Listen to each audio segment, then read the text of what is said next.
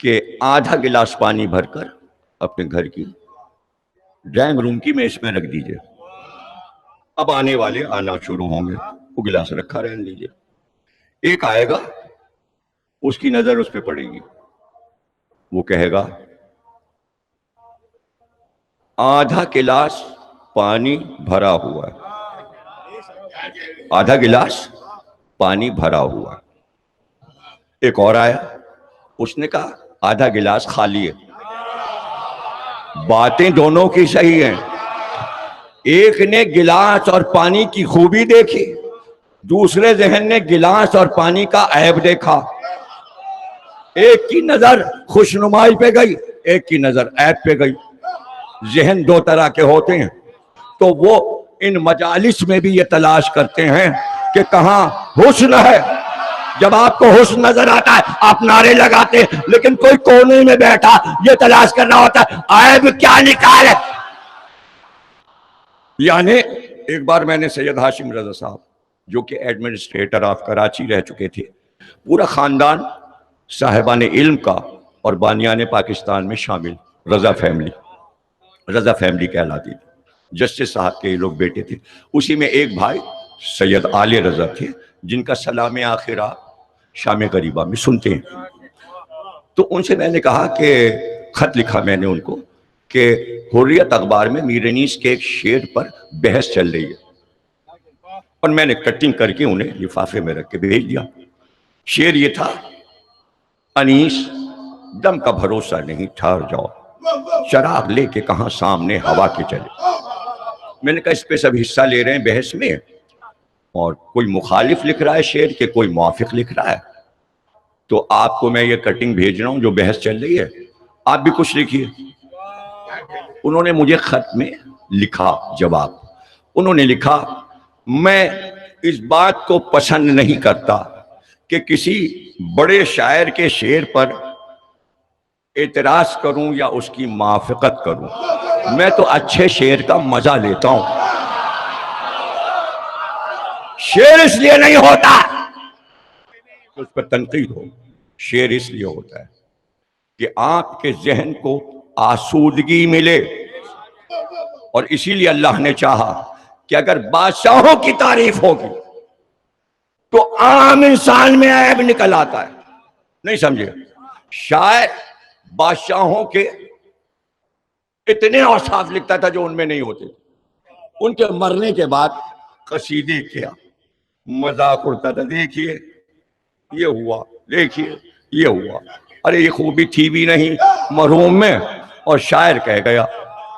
اس لیے اللہ نے کہا اب بادشاہوں کے قصیدے نہیں، اگر تم نے لا الہ کہہ لیا تو یا میری تعریف ہوگی، یا میرے حبیب کی تعریف ہوگی، یا میرے حبیب کے ولی علی کی تعریف ہوگی، یا ان کے اہل بیت کی تعریف ہوگی.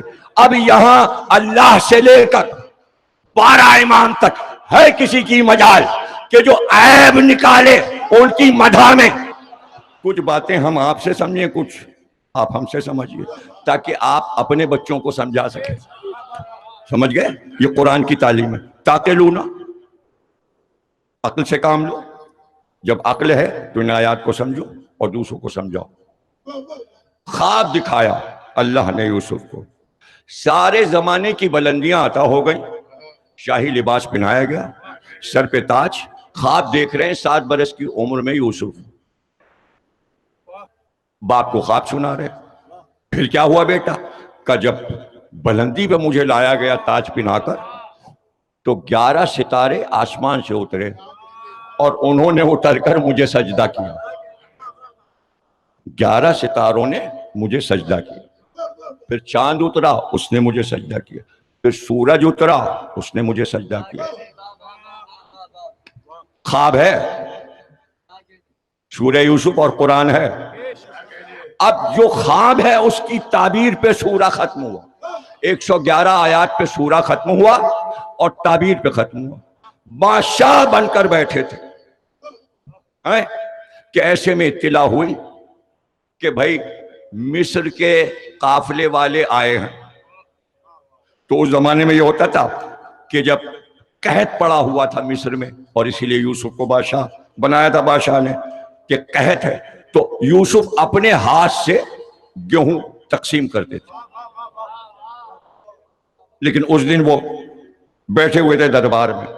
جیسے ہی سنا مصر کا قافلہ آیا ہے تو کہنے لگے میں خود اس قافلے کو اپنے ہاتھ سے گیہوں تقسیم کروں گا. چہرے پہ نقاب ڈالی اور ڈال کر گیہوں تقسیم کرنے لگے. پہچان گئے, سب کو پہچانتے تھے, سب بھائی تھے, ہر بھائی کو پہچان لیا.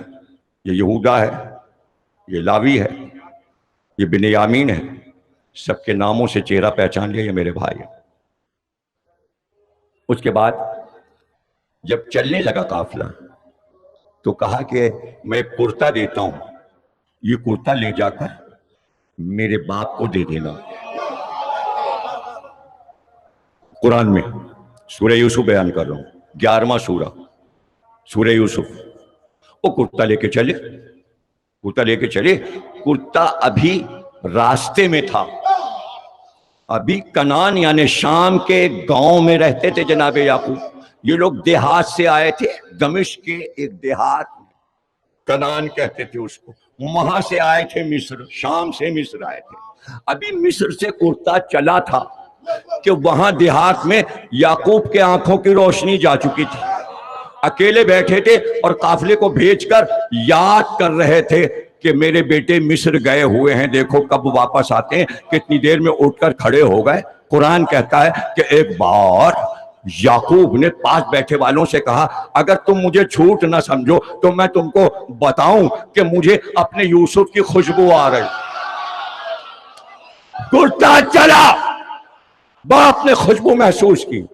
اسے کہتے ہیں معجزہ.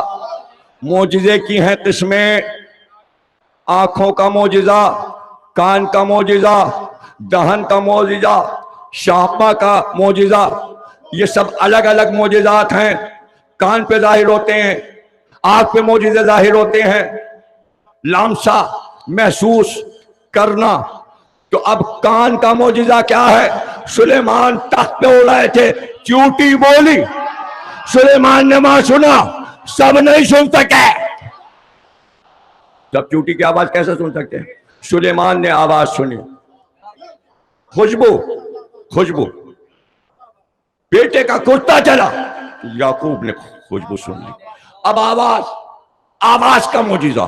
کعبہ بن کے تیار ہوا, باپ اور بیٹے نے مل کر بنایا تھا, ابراہیم اور اسماعیل نے. جب بن چکا اللہ نے کہا اب کعبے کی چھت پہ چڑھو ابراہیم اور پکارو آؤ ہنس کے لیے آؤ.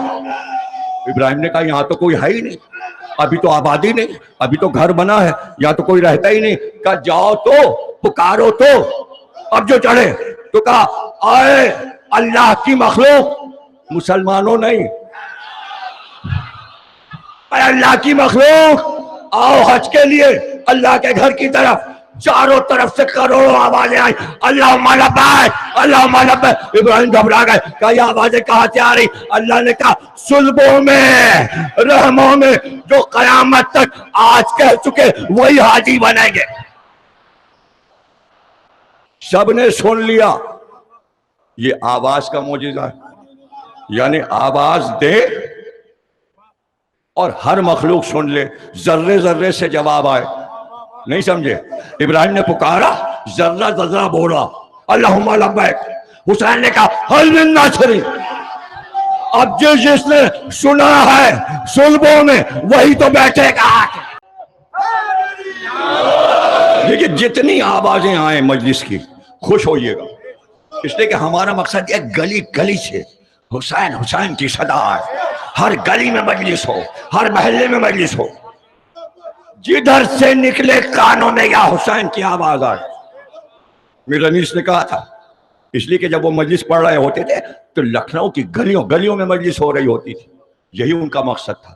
تو ربائی کہی گھر گھر مجلس ہے, قریے قریے مجلس ہے, گلی گلی مجلس ہے, جدا جدا مجلس. مجلس چاہیے ہمیں, زیادہ سے زیادہ مجلسیں چاہیے, اور ذکر حسین چاہیے, مزید اشرے چاہیے, مزید خمسے چاہیے, ہمیں مزید ذاکر چاہیے ہیں کہ بولے بولے یہ ہاتھ جو جوڑ کے یوسف، پیچھے والے میرے بھائی بولے یہ ہاتھ جوڑ کے یوسف، بولے یہ ہاتھ، بولے یہ ہاتھ جوڑ کے یوسف، حسن دینے کا شکریہ، حسن دینے کا شکریہ، اکبر شکل میں ہے عزا کی ذل رضا، آج موجود ہر جگہ اکبر